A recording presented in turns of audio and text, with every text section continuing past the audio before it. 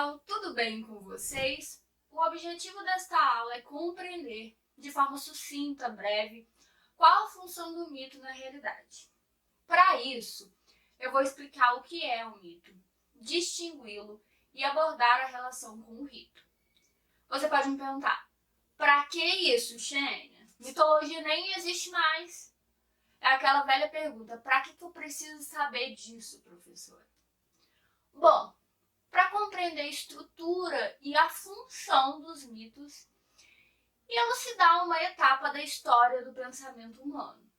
Mas não é só isso não, tá bem?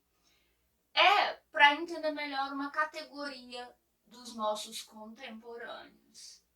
Como assim, Xênia? Vai me dizer que a mitologia ainda explica o mundo nos dias de hoje? Bom, fica aí pra gente pensar sobre isso melhor, tá? Vamos lá?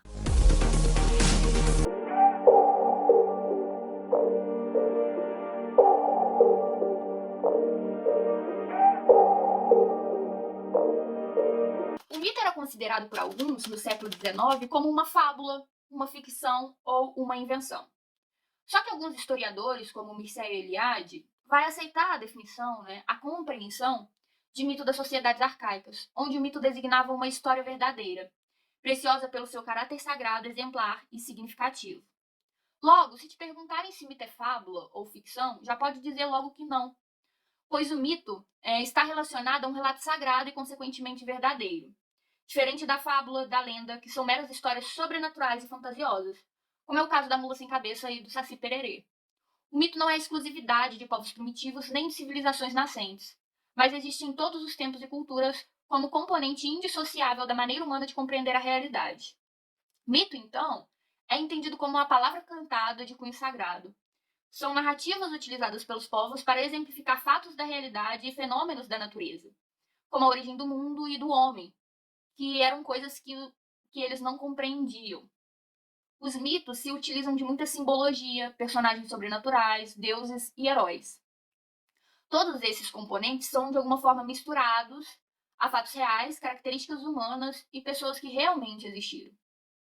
Os gregos antigos, por exemplo, enxergavam a vida em quase tudo que os cercavam e buscavam explicações para tudo, A imaginação fértil desse povo criou personagens e figuras mitológicas das mais diversas.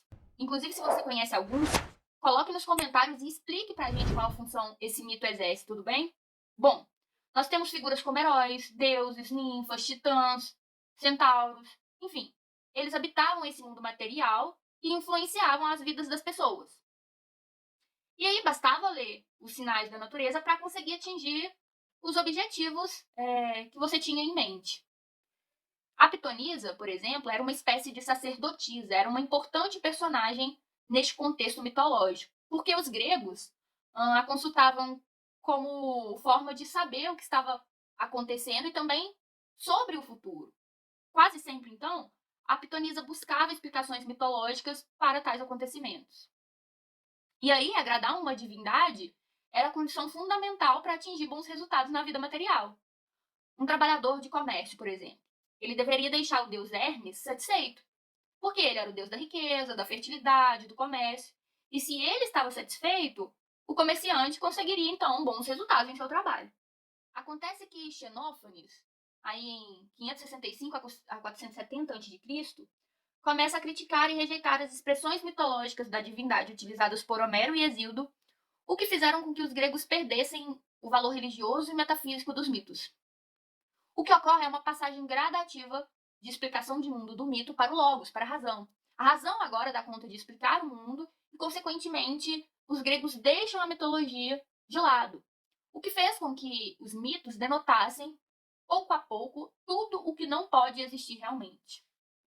E para contribuir com essa mudança de sentido do mito, o judeu-cristianismo relegou o mito para o campo da falsidade ou da ilusão, pois não estava justificado ou validado por um dos dois testamentos. E isso explica um pouco o motivo pelo qual associamos o mito com a falsidade. Mas aqui vamos tratar das sociedades onde o mito é vivo. A maioria dos mitos gregos, eles foram recontados e sistematizados por Hesíodo e Homero. E também pelos poetas cantores, que são chamados de rapsodos, aedos, e que de alguma forma confortavam os cidadãos daquela época quando entendiam o porquê por exemplo, de uma guerra, da morte, da existência das 4 estações, dos males. E pensando nisso, vale entender o mito como uma história sagrada que relatava um acontecimento ocorrido no tempo primordial, que é o tempo fabuloso do princípio. Em outras palavras, podemos afirmar que o mito vai narrar como a realidade total, o cosmos, né? Ou apenas um fragmento dessa realidade, uma ilha, uma espécie vegetal, um comportamento, eles foram criados pelos entes sobrenaturais. O mito relata o modo como algo foi produzido e começou a ser, né? Passou a existir. Em resumo, os mitos descrevem as diversas e algumas vezes dramáticas irrupção do sagrado, do sobrenatural, do mundo. É importante deixar claro que o mito é uma história sagrada e, portanto, verdadeira, já que se refere a determinada realidade, como eu já disse diversas vezes aqui. A ideia é o seguinte: o mito cosmogônico, por exemplo, ou seja, né, um mito que explica o surgimento do mundo, da origem do universo, enfim, ele é considerado verdadeiro. E por que é considerado verdadeiro? Olha, a existência do mundo está aí, né? O mundo está aí. E esse fato de o mundo estar aí prova que o mito é verdadeiro.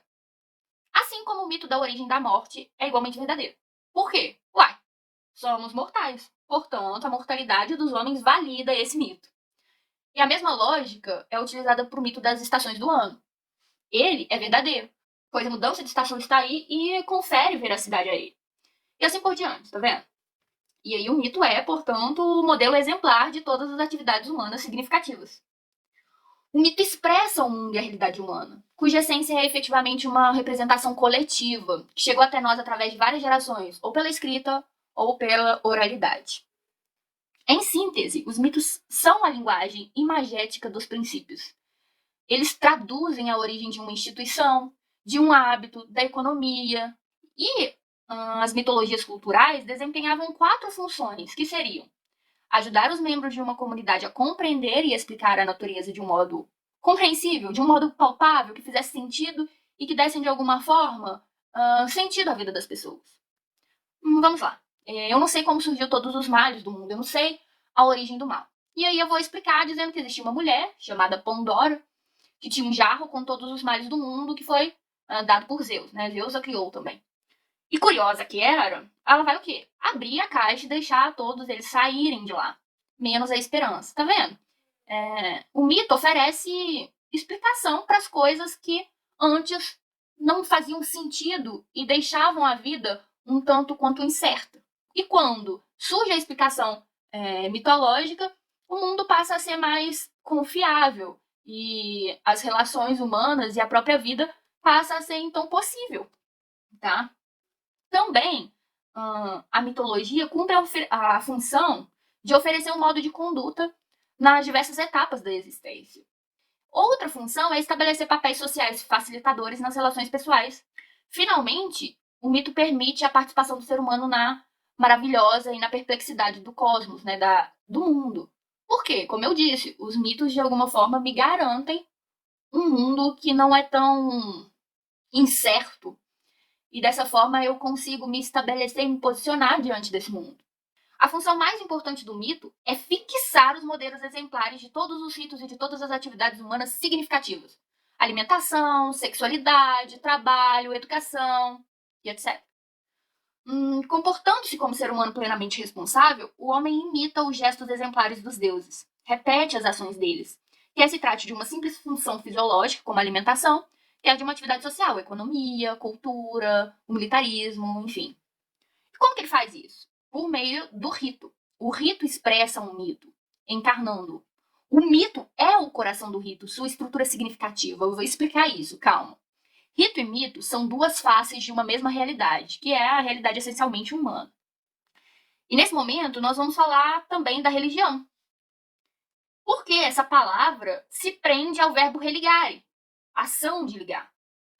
Religião pode, assim, ser definida como o conjunto das atividades, dos atos pelos quais os homens se prende, se liga ao divino ou manifesta sua dependência em relação a seres invisíveis tidos como sobrenaturais. Tomando-se o vocabulário num sentido mais estrito, pode-se dizer que a religião para os antigos é a reatualização, é a ritualização do mito. O rito possui o poder de suscitar ou ao menos de reafirmar o mito. Através do rito, o homem se incorpora ao mito, beneficiando de todas as forças e energias que jorraram das origens. O rito toma, nesse caso, o sentido de uma ação essencial e primordial através das referências que se estabelece do profano ao sagrado. O profano é a realidade como tal. O sagrado é esse âmbito dos deuses e que pode ser conectado por meio do rito. O profano pode se conectar ao sagrado por meio do rito. Em resumo, né, o rito é a prática do mito, é um mito em ação. Dessa forma, o cidadão pode ir na origem, por meio do rito, e compreender e aprender com isso. Ele compreendia o ciclo da vida, entendia que nascia, que deveria trabalhar, que poderia gerar vida e, por fim, que morria. Ou seja, o mito, ele dava sentido às coisas que antes não pareciam explicáveis. E aí, por meio do rito, é uma reatualização do sagrado no mundo. O mito rememora aqueles tempos primeiros, o rito comemora isso. Conhecer o mito é de fundamental importância, pois entendemos que somos seres mortais e que temos um modo de existir no mundo. Então o mito tem esse poder religioso. Você está doente? Vamos lá reviver a origem do mundo por meio do rito, pois lá pode estar a cura dessa doença. Enfim, parece que eu estou falando de algo distante de nós, né? Realmente, se a gente partir da ideia de que essa explicação do mundo grega surge por volta de 700 a.C., essa aula só seria, como eu disse no início, uma história de como se dá o pensamento humano. Mas, como a intenção é voltarmos à mitologia na atualidade, eu acho que as coisas não ficam tão distantes. E aí vou trazer alguns exemplos. Há poucos e dispersos aborígenes Arunta, que são australianos, e que todos os anos eles recriam a história de seus primeiros ancestrais. Eles preparam-se, jejuando e abstendo-se de luta e sexo. Então, cantando, entoando, né, os seus versos místicos, eles mergulham na longa viagem do primeiro Arunta, que ocorre de novo, né, se atualiza. Dessa forma, dizem unir-se a essa figura divinizada, saindo dessa experiência de alguma forma renovados. E aí, se perguntarmos aos Arunta australianos a razão de celebrarem determinada cerimônia no modo como fazem, eles vão dizer: porque os ancestrais assim os prescreveram. Essa também é a justificativa usada pelos teólogos e ritualistas hindus, que afirmam que devemos fazer o que os deuses fizeram no princípio. Um exemplo de ritual comum que eles fazem é o Jatakarma. Eu não sei se pronuncia dessa forma. Que é o primeiro ritual de um bebê recém-nascido. Ele celebra o nascimento do bebê, bem como o vínculo do pai com o bebê. Durante o ritual, que é tradicional, o pai dá as boas-vindas ao bebê tocando os seus lábios com mel e manteiga clarificada. Para que isso, né? Para iniciar a mente e o intelecto do bebê. E mais que isso, para desejar, ao entoar os hinos, uma vida longa à criança. Temos também os Kai lá na Nova Guiné, que eles não modificam nem seu modo de trabalho e nem o de vida. E dizem que foi assim que fizeram seus ancestrais míticos, e que eles fazem como eles. Enfim, eu posso multiplicar os exemplos aqui, mas no final vamos constatar a mesma coisa. A principal função do mito é revelar os modelos exemplares de todos os ritos e atividades humanas significativas da alimentação, casamento, trabalho, educação, sabedoria, entre tantas outras atividades. A questão é, o mito como forma de interpretação do mundo ainda se faz presente. E aí, eu pergunto, você reconhece alguma estrutura mítica do seu dia a dia? Conte aí nos comentários, vamos abordar mais essa questão, vamos desenvolver melhor o tema da mitologia. Qualquer dúvida, estamos aqui. Grande abraço e até a próxima terça.